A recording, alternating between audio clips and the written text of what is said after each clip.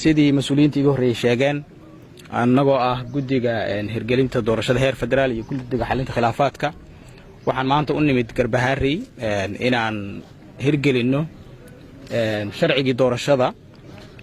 ee lagu heshiiyey in laga hirgeliyo deegaanka laba deegaan doorasho waxaan rabaa inaan halkan ka xuso waxaad jirta 14 bishan inay ka soo baxday waraaq ay soo baxday ay ku qoran guddiga fiid magaciisa kaas oo lagu iclaamiyey in laga wareejiyay degmada Garbaharey deegaan doorashadii labaad ee Jubbaland loona wareejiyay Ceelwaaq waxaan rabaa inaan u sheego ummadda Soomaaliyeed iyo madasha qaranka iyo beesha caalamka ee danaysa doorashada intaba inuusan go'aankaas ahayn go'aan guddi oo guddi ku midaysan yahay una ahaa ku takrifal awoodeed oo ay sameeyeen xubno ka mid ah guddiga uusan jirin haba yaraatee go'aan guddigu inta isaga yimid uu arinta go'aan kaga qaatay sidaa darteed waxaan leenahay doorashada habraaceeda waxba laga bedeli karaa laakiin sharciyadeeda wax laga bedeli karo annagu sharciyad baan ku soconnaa sharciyada aan ku soconnana waxa weeye magaalooyinkii lagu heshiiyey ee baarlamaankii tobnaad ee Soomaaliya oo ansixiyay in doorashadu ka qabsoonto cidda kaliya wax ka bedeli kartana waa baarlamaankii marka lagu celiyo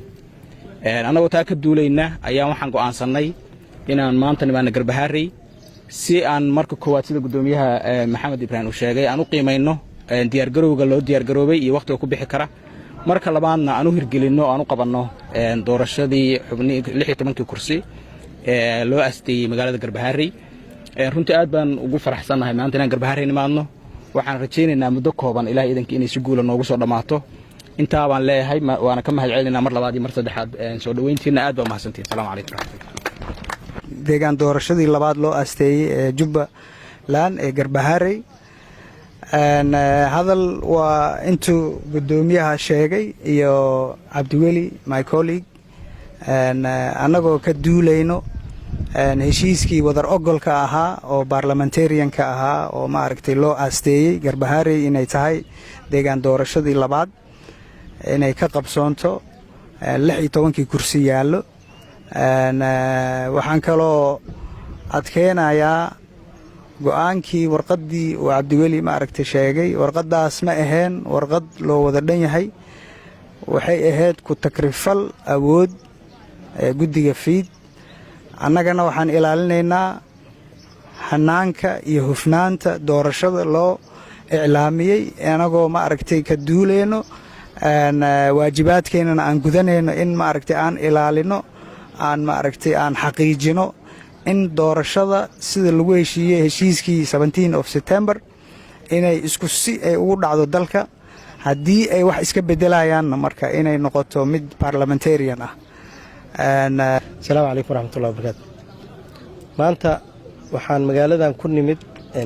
guddi ka kooban guddiga xalinta khilaafaadka iyo guddiga fiid ee hirgelinta doorashooyinka heer federaal guddiyadaas oo u yimaadeen fulinta deegaan doorashadii labaad ee heshiiskii 17 September ama 17 September ee 2020 lagu heshiiyey heshiiskaasi oo dhigayay in lagu qabto 12 deegaan doorasho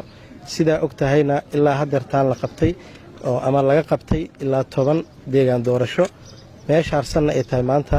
in deegaan doorashada Garbaharey oo ku qoran heshiiskii 17 September iyo sidoo kale gobolka Banaadir ayaa 12 ku ah